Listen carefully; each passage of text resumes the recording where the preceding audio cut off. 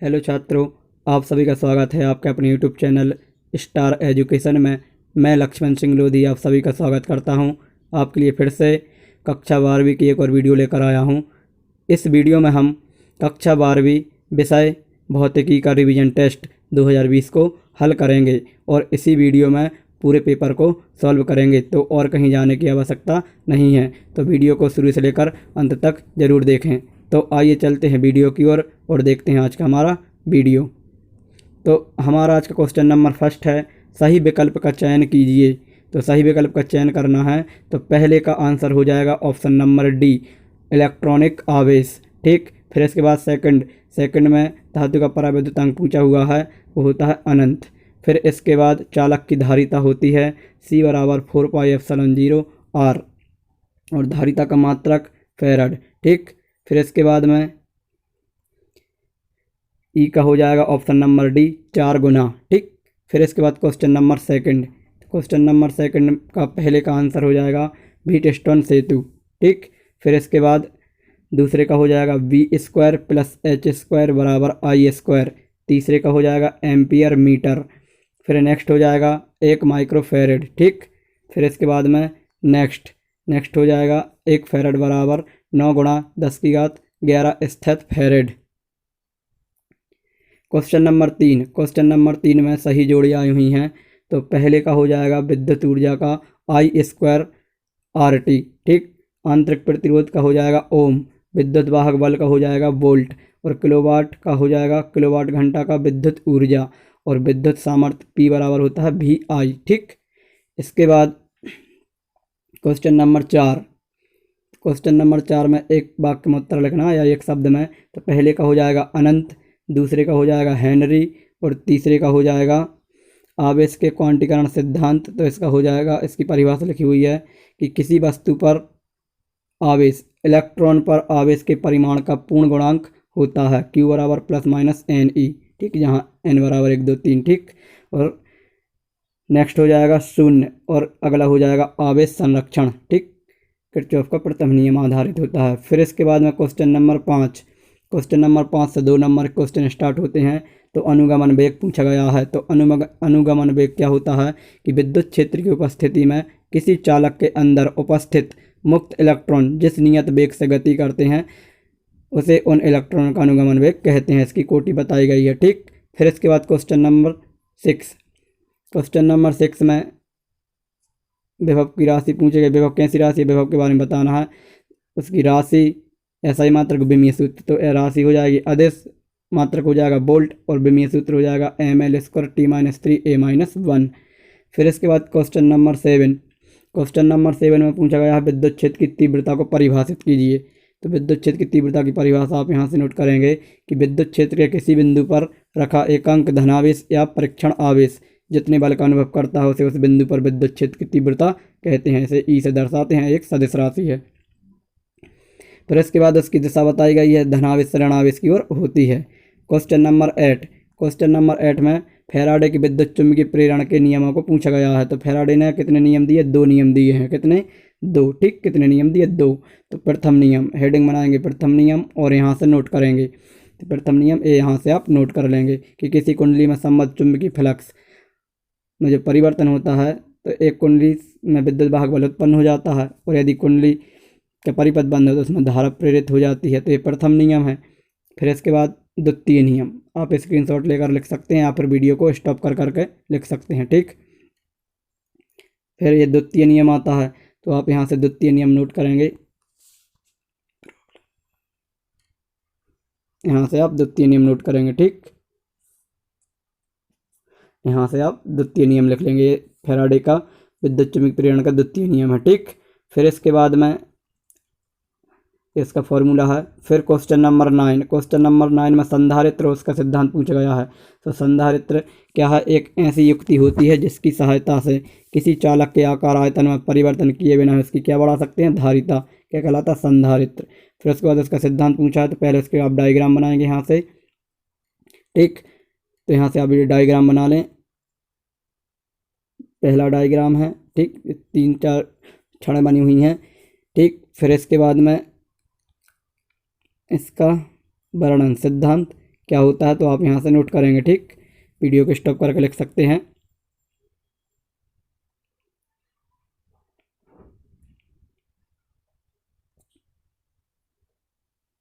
तो यहाँ से इसका ये सिद्धांत कंप्लीट होता है। ठीक, फिर इसके बाद क्वेश्चन नंबर 10।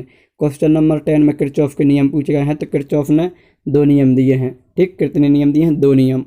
ठीक, 1842 में दिए हैं। विभवांतर व धारा का मान ज्ञात करने के लिए इसने 2 नियम दिए थे। तो हेडिंग बनाएंगे प्रथम नियम। तो ये प्रथम नियम है। प्रथम नियम क्या होता है कि प्रत्येक संधि पर विद्युत धाराओं का योग कितना होता है? 0 होता है। ठीक, फिर इसकी चिन्ह परिपाटी बताएंगे, पूरा वर्णन करना है। तो चिन्ह परिपाटी, चिन्ह परिपाटी में क्या होता है? प्रथम नियम में संधि का मतलब होता है जहाँ बहुत सारी धाराएं एक साथ मिलती हैं, वो संधि कहलाती है। तो संधि को जो धारा आएंगे उनका चिन्ह धनात्मक और जो बाहर जाएंगे उनका चिन्ह ऋणात्मक लिया जाता है। फिर इसके बाद ये उदाहरण के तौर पर लिख लेंगे। फिर इसके बाद में द्वितीय नियम। ठीक, तो हेडिंग बना लेंगे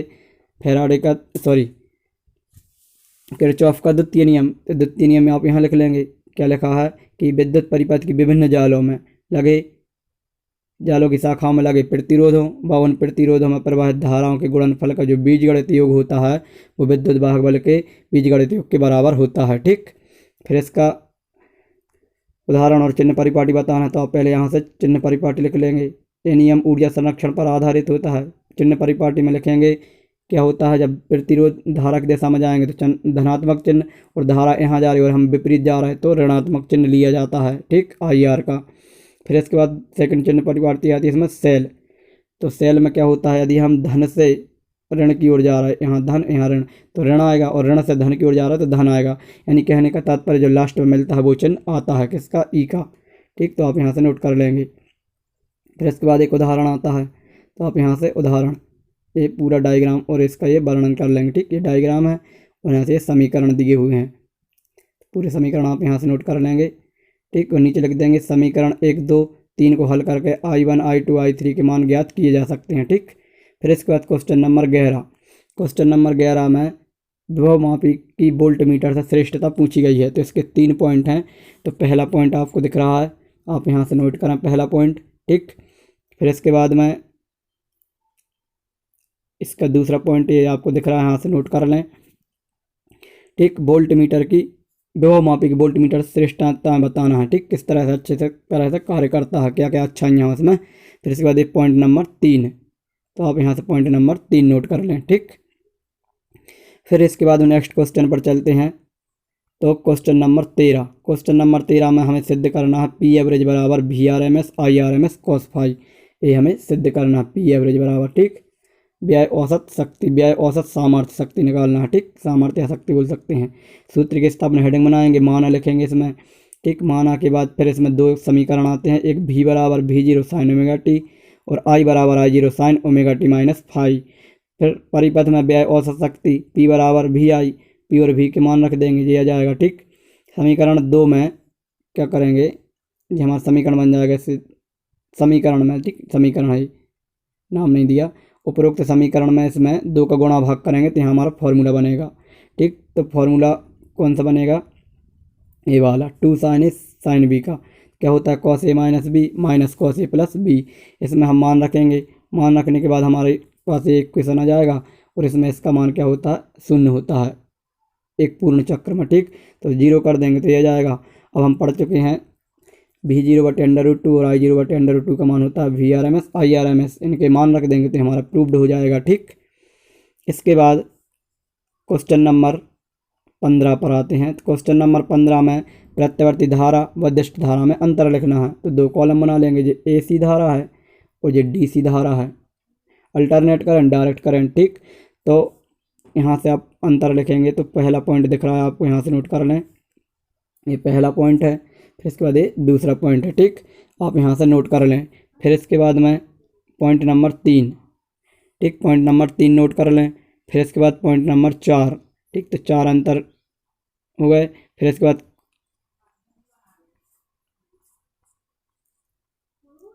अंतर नंबर 5। ठीक, तो ये 5वां अंतर है। फिर इसके बाद में हमारा जो क्वेश्चन 14 रह गया था, तो क्वेश्चन नंबर 14, पहले 15 कर लिया हमने। क्वेश्चन नंबर 14 में नमन कोण, क्षैतिज घटक और ऊर्ध्वाधर घटक में संबंध पूछा है। क्या पूछा? संबंध। तो पहले हम हेडिंग बनाएंगे संबंध और यहाँ से माना लिख लेंगे। ठीक, नमन कोण थीटा है, चुंबक क्षेत्र आई है, क्षैतिज घटक एच है, ऊर्ध्वाधर घटक भी है। फिर इसके बाद हम चित्र बनाएंगे। चुंबकीय सुई, ये वाला चित्र है, ये नहीं है, ठीक। चुंबकीय सुई लटक रही है, क्षैतिज के साथ जो कोण बना रही है यहाँ पर, ठीक, दिख रहा होगा। एक घटक कॉस है, एक घटक यहाँ ये साइन है, ठीक, साइन है एक घटक, ठीक, साइन कर लेना है यहाँ पर, ये साइन कॉस नहीं साइन है, ठीक। फिर इसके बाद इसके दो इक्वेशन है, लिखेंगे चित्र से, तो ये चित्र बन जाएगा, ठीक। फिर समीकरण 1 और 2 का वर्ग करके जोड़ देंगे। समीकरण 1 और 2 का वर्ग करके क्या करेंगे, जोड़ देंगे, तो ये आ जाएगा। इसको अंदर ले आएंगे तो ये आ जाएगा sine square plus cos square होता है 1। फिर इसके बाद में समीकरण 1 में 2 का भाग दे देंगे। समीकरण 1 में 2 का भाग देंगे तो हमें ए मिल जाएगा। यहाँ से हम थीटा का मान निकालेंगे तो tan इनवर्स में आएगा, ठीक। फिर इसके बाद क्वेश्चन नंबर 16 आता है। क्वेश्चन नंबर 16 में गॉस की प्रमेय पूछी गई है और उसके लिए व्यंजक व्युत्पन्न करना है। तो गॉस की प्रमेय क्या है कि इस प्रमेय के अनुसार किसी बंद पृष्ठ से संबद्ध विद्युत फ्लक्स उस पृष्ठ के अंदर उपस्थित आवेश का 1/एप्सिलॉन गुना होता है, ठीक। ये फिर यहाँ से प्रमेय लिख लेंगे इसकी। फिर इसके बाद व्यंजक व्युत्पन्न करेंगे तो इसका चित्र बनाएंगे। सबसे पहले बंद पृष्ठ है, पृष्ठ के अंदर बिंदु O है, इस पर प्लस क्यू आवेश रखा हुआ है, ठीक। माना लिख लेंगे, चित्र में से देख देख के माना लिखा जाएगा। फिर इसके बाद लिखेंगे बिंदु O पर रखे प्लस क्यू आवेश के कारण बिंदु P पर विद्युत क्षेत्र की तीव्रता। तो विद्युत क्षेत्र तीव्रता हम पीछे पढ़ चुके हैं, यहाँ पर आपको ये ध्यान रखना, विद्युत क्षेत्र तीव्रता क्या होती है, E बराबर, ठीक, ये फॉर्मूला है। फिर इसके बाद में हम क्या करेंगे, अल्प पृष्ठ से संबद्ध विद्युत फ्लक्स निकालेंगे। छोटा सा पृष्ठ ले लेंगे तो E vector dot D S vector, vector हटाते हैं डॉट हटाते हैं तो कॉस आ जाता है, ई का मान रख देंगे, ठीक। तो डी फाई का मान आ जाएगा। फिर संपूर्ण पृष्ठ से निकालने के लिए समाकलन कर देंगे। समीकरण 1 में डी फाई का मान रख के समाकलन कर देंगे, सब चीज़ बाहर आ जाएंगे, अंदर ये बचेगा और ये होता है हमारा घन कोण। घन कोण क्या है, अल्प पृष्ठ द्वारा बनाया गया बिंदु कोण, ठीक। तो ओमेगा हो जाएगा। और यदि बिंदु O पृष्ठ के अंदर होता है तो इसका मान 0 होता है, ठीक। यहाँ लिखेंगे कि चूंकि बिंदु O पृष्ठ के अंदर उपस्थित है इसलिए ओमेगा बराबर हो जाएगा 4 ओमेगा का मान रखेंगे, काट देंगे तो ये हमारा बच जाएगा। वायु निर्वात में के का मान 1 होता है तो फाई बराबर हमारा प्रूव्ड हो जाएगा, ठीक। तो ये हमारा क्वेश्चन नंबर कंप्लीट होता है। क्वेश्चन नंबर 17 आता है। क्वेश्चन नंबर 17 में पूछा गया है वैद्युत द्विध्रुव की अक्षीय स्थिति, उसका व्यंजक। तो अक्षीय स्थिति है मतलब अक्ष पर स्थित एक बिंदु होगा, उसे अक्षीय स्थिति कह लेते हैं, ठीक है। तो यहाँ से आप इसकी परिभाषा लिखेंगे। फिर परिभाषा लिखने के बाद आप हेडिंग बनाएंगे व्यंजक। तो व्यंजक में पहले आप इसका माना लिखेंगे यहाँ से, ठीक है। आपको माना दिख रहा है, वीडियो स्टॉप कर करके आप लिख सकते हैं। तो ये माना लिखा जाएगा, ठीक। माना लिखने के बाद फिर इसके बाद लिखेंगे, इसका पहले डायग्राम बनाएंगे, फिर व्यंजक को व्युत्पन्न। तो यहाँ से आप इसका डायग्राम बना लेंगे। ये डायग्राम दिख रहा है वैद्युत द्विध्रुव की अक्षीय स्थिति वाला, ठीक। डायग्राम बनाने के बाद फिर लिखेंगे बिंदु ए पर रखे, यहाँ पर बिंदु ए पर रखे माइनस क्यू आवेश के कारण बिंदु पी पर विद्युत क्षेत्र की तीव्रता ई ए बराबर आ जाएगा। ई ए का मान निकालेंगे, ठीक। बिंदु ए से पी तक की दूरी है आर प्लस एल, तो ए आर प्लस एल रख दिया, ठीक। यहाँ से ई ए का मान निकलेगा। फिर बिंदु बी पर देखेंगे तो बिंदु बी पर प्लस क्यू आवेश रखा है तो बिंदु बी पर रखे प्लस क्यू आवेश, यहाँ प्लस आएगा, ठीक। प्लस क्यू आवेश के कारण बिंदु पी पर विद्युत क्षेत्र की तीव्रता, यहाँ से माना जाएगा, ठीक। फिर इसके बाद में ई ए का मान आ गया, यहाँ से ई बी का मान निकलेगा, ई बी का मान आ गया। फिर हम निकालेंगे कुल, तो कुल ई बराबर होता है ई ए प्लस ई बी। आप लिख लेंगे बिंदु पी पर कुल विद्युत क्षेत्र की तीव्रता, ई ए और ई बी के मान रख देंगे, ठीक। मान रखने के बाद कॉमन निकालेंगे, इन दोनों में से जो कॉमन आ जाएगा ये कॉमन आ जाएगा, ठीक। फिर इस कोष्टक को हमें सॉल्व करना है। तो कोष्टक को सॉल्व करेंगे, एलसीएम लेंगे, त्रियक गुणा करेंगे, ठीक।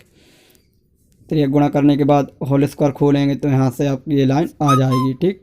फिर इसके बाद में क्या होता है, ई बराबर आ जाएगा, ठीक। फिर आर बड़ा है एल से, मतलब आर बिंदु पी बहुत दूर मिलता है तो एल स्क्वायर को उपेक्षा करेंगे। उपेक्षा का मतलब होता है 0 मान कर छोड़ देंगे इसे, ठीक। तो 0 मान कर छोड़ दिया तो ये क्या हो जाएगा, 2 अंदर आकर आर पर घात 4 हो जाएगी। एक आर से एक आर यहाँ कट जाएगा तो ए बच जाएगा, ठीक। फिर इसके बाद में ए बचेगा। फिर लिखेंगे वायु निर्वात में के का मान 1 होता है तो ये हमारा राइट आंसर हो जाएगा, ठीक। फिर इसके बाद में क्वेश्चन नंबर 18। तो क्वेश्चन नंबर 18 में पूछा गया है ट्रांसफार्मर। तो सबसे पहले ट्रांसफार्मर की परिभाषा लिखेंगे।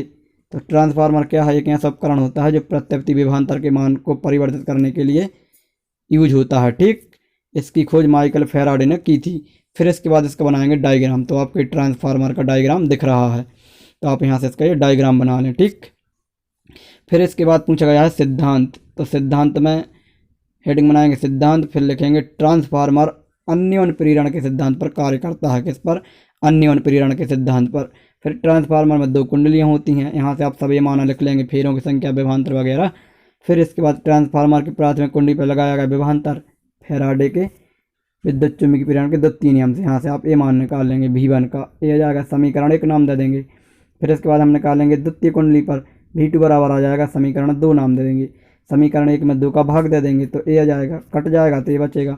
ठीक, फिर ऊर्जा संरक्षण का सिद्धांत लगा देंगे, दोनों कुंडलियों पर शक्ति देखेंगे तो ये आ जाएगी समीकरण ये हो जाएगा 3। ठीक, 4 हो जाएंगे, 3 ऊपर बन गए। ठीक, फिर इसके बाद हम 3 और 4 की तुलना करेंगे तो ये हमारा फाइनल आंसर आ जाएगा।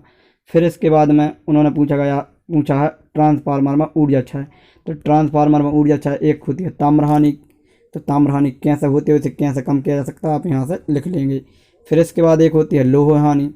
तो लौह हानि कैसे होती है और किस प्रकार कम होती है, आप यहाँ से नोट कर लेंगे। फिर शैथिल्य हानि। तो शैथिल्य हानि क्या होती है और ये किस प्रकार से कम होगी, यहाँ से लिख लेंगे। ठीक है, इसकी हानि ना हो। फिर इसके बाद आती है चुंबकीय फ्लक्स क्षरण। तो चुंबकीय फ्लक्स क्षरण क्या है और यह कैसे कम किया जा सकता है, तो वो आप यहाँ से नोट करेंगे।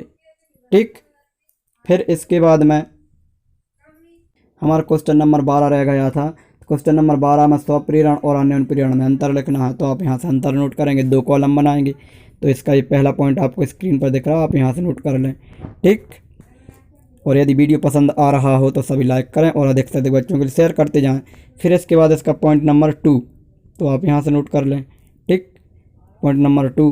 फिर इसके बाद पॉइंट नंबर 3 और पॉइंट नंबर 4। तो यहाँ से हमारा क्वेश्चन नंबर 12 कंप्लीट हो जाता है। ठीक, तो हमारा पेपर कंप्लीट होता है। ठीक, तो वीडियो को अधिक से अधिक बच्चों के लिए शेयर करें और चैनल को सब्सक्राइब कर लें। इसी प्रकार की वीडियो देखना चाहते हैं तो बेल आइकन को दबाना ना भूलें, ताकि आपके पास प्रत्येक वीडियो का नोटिफिकेशन आता रहे। मिलेंगे नेक्स्ट वीडियो में। जय हिंद, जय भारत।